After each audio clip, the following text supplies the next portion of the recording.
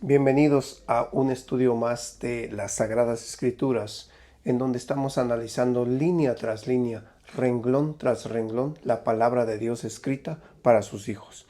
Recordemos que estamos estudiando acerca de el pecado, su origen, resultado y su remedio.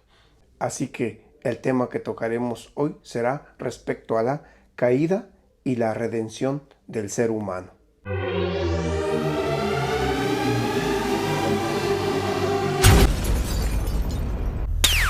Hay en la Biblia mencionados dos grandes misterios, el misterio de la iniquidad y el misterio de la piedad. Del primero, el misterio de la iniquidad, fue del que estudiamos en el seminario anterior cuando analizamos acerca del origen del mal. Respecto al misterio de la piedad, diremos que, como en la modesta fruta del encino, la bellota, en donde se esconde lo que después llegará a ser la encina gigantesca, así se halla en este breve estudio el inconmensurable misterio de la piedad, la máxima expresión de la sabiduría y el amor de Dios, que formula y ejecuta un plan destinado a restaurar en el hombre la imagen divina y asegurar para siempre su comunión con el Creador y su perfecta felicidad. Empezaremos por definir y explicar la naturaleza del pecado. En la Biblia se declara respecto al pecado diciendo: todo aquel que comete pecado infringe también la ley, pues el pecado es infracción de la ley. Y una ley es un conjunto de normas establecidas. Así que si pecado es infracción de un conjunto de normas y el pecado inició con la rebelión de Lucifer en el cielo, entonces definitivamente hay desde el cielo un conjunto de normas establecidas obviamente por el Creador del universo. Pero sigamos estudiando respecto al pecado, porque es necesario analizar qué es lo que precede a la manifestación del pecado. La Biblia dice: entonces la concupiscencia, después que ha concebido, da a luz al pecado. Así que el resultado final del pecado es lo que la Biblia conoce como el fruto del pecado. Y el apóstol Pablo nos explica al respecto diciendo: y el pecado, siendo consumado, da a luz la muerte. Así que la paga del pecado es muerte. Y por lo tanto, como el pecado entró en el mundo por un hombre, y por el pecado la muerte, así la muerte pasó a todos los hombres, por cuanto todos pecaron. La inspiración divina nos está aclarando el resultado final del pecado y dice que al entrar el pecado a este mundo, en Adán, todos mueren. Aún la tierra en su vegetación fue afectada por el pecado de Adán. Maldita será la tierra por tu causa, dijo el Señor. Con dolor comerás de ella todos los días de tu vida. Espinos y cardos te producirá. Esa fue la condición de la naturaleza que Dios especificó después del pecado. Y hubo una maldición adicional que sobrevino como resultado del primer crimen inducido por el pecado en Caín. Porque Dios le dijo a Caín: ahora pues, maldito seas tú, y de la tierra que abrió su boca para recibir de tu mano la sangre de tu hermano, cuando labres la tierra, no te volverá a dar su fuerza. A partir de la entrada del pecado allí en el jardín del Edén, los seres humanos ya no pudieron vivir en felicidad plena. La Biblia habla acerca de un terrible castigo que se acarrearon los antediluvianos como consecuencia de la persistencia en el pecado y de la transgresión contra Dios. Y dijo Jehová: raeré de sobre la faz de la tierra a los hombres que he creado. He decidido el fin de todo ser, porque la tierra está llena de violencia. Era Noé de 600 años cuando el diluvio de las aguas vino sobre la tierra. Aquel día fueron rotas todas las fuentes del grande abismo y las cataratas de los cielos fueron abiertas. Y después del diluvio, como consecuencia de la apostasía adicional, Dios esparció a los seres humanos cuando aquellos hombres rebeldes estaban queriendo construir una torre para defenderse de los futuros juicios de Dios. Y descendió Jehová para ver la ciudad y la torre que edificaban los hijos de los hombres. Y dijo Jehová: he aquí el pueblo es uno, y todos estos tienen un solo lenguaje, y han comenzado la obra, y nada les hará desistir ahora de lo que han pensado hacer. Ahora pues, descendamos y confundamos allí su lengua, para que ninguno entienda el habla de su compañero. Así los esparció Jehová desde allí sobre la faz de la tierra. Y dejaron de edificar la ciudad que estaban edificando. Así que, como resultado del pecado, toda la creación ahora sufre de manera terrible, porque sabemos que toda la creación gime a una y a una está con dolores de parto hasta ahora. Para la gran mayoría de los seres humanos parece ser que Dios está siendo omiso con el pecado y aparentemente se está tardando en actuar para desaparecer totalmente el pecado y sus consecuencias, pero el Señor no retarda su promesa según algunos la tienen por tardanza, sino que es paciente para con todos, no queriendo que ninguno perezca, sino que todos procedan al arrepentimiento.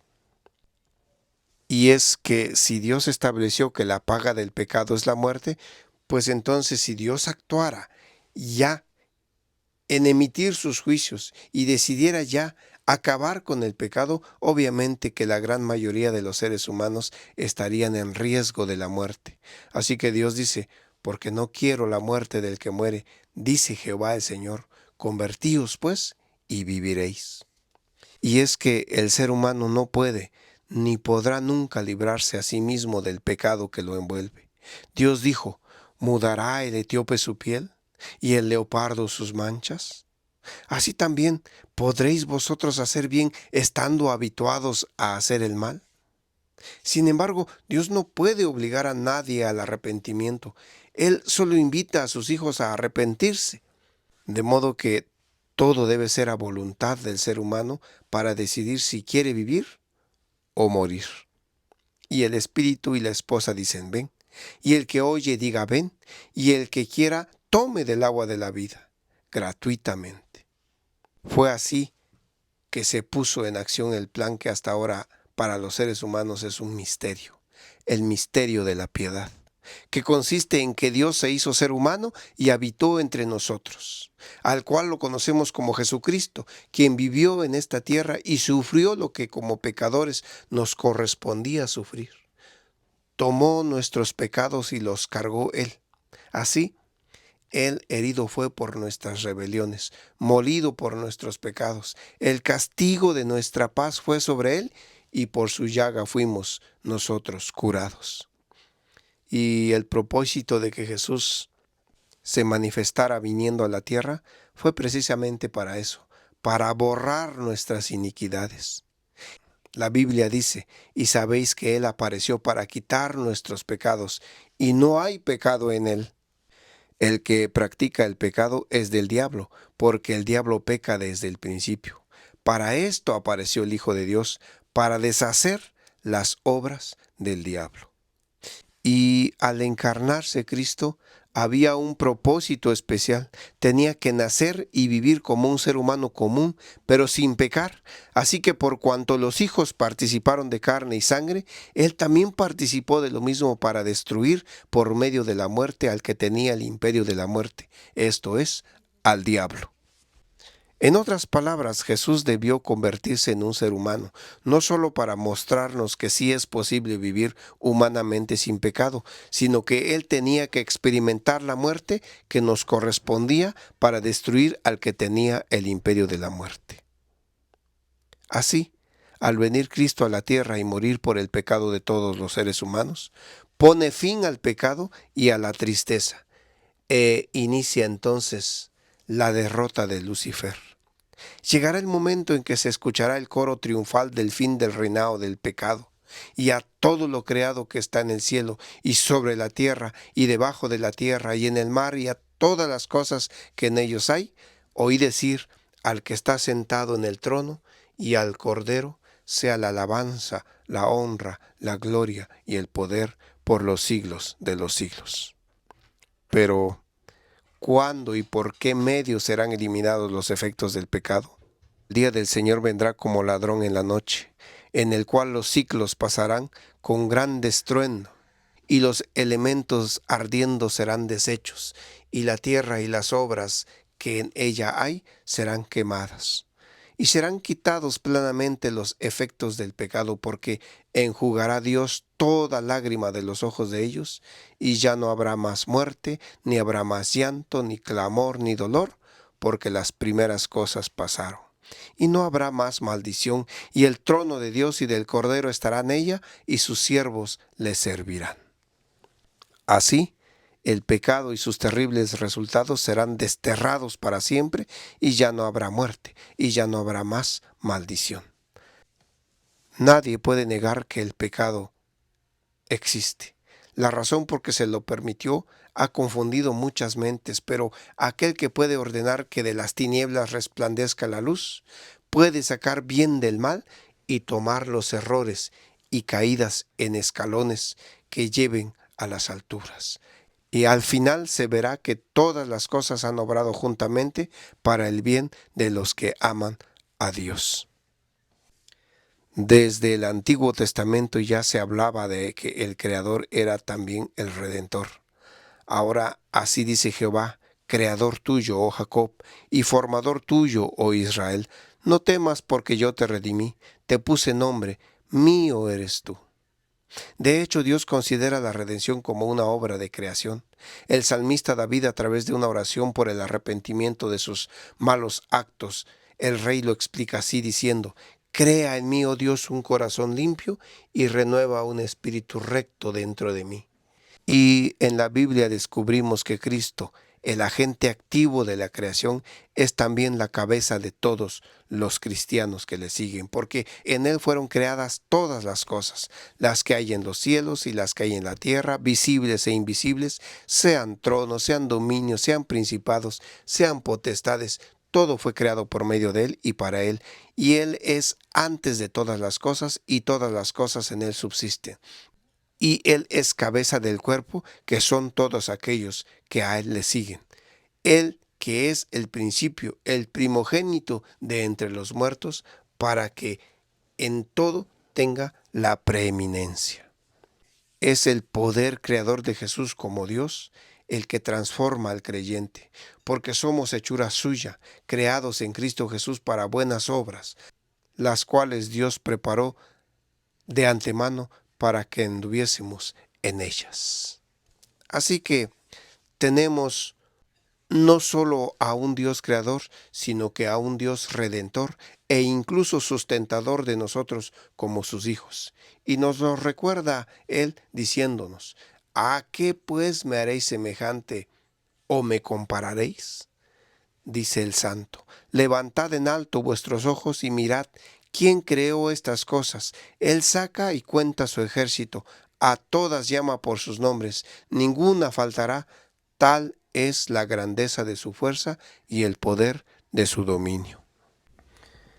El ser humano por sí mismo no puede cambiar, pero hay una promesa que debería alegrarnos, porque veamos lo que hace Dios en favor de quienes le creen. Dice su palabra, y aquel que es poderoso para guardaros sin caída y presentaros sin mancha delante de su gloria con gran alegría, al único y sabio Dios, nuestro Salvador, sea gloria y majestad, imperio y potencia, ahora y por todos los siglos. Hay un poder extremadamente grande que está a disposición de cada uno de nosotros los seres humanos, para que el Dios de nuestro Señor Jesucristo, el Padre de gloria, os dé espíritu de sabiduría y de revelación en el conocimiento. Y es ese poder el que ahora mismo nos está enseñando y nos está revelando los planes que Dios tiene para nosotros. Indiscutiblemente grande es el misterio de la piedad.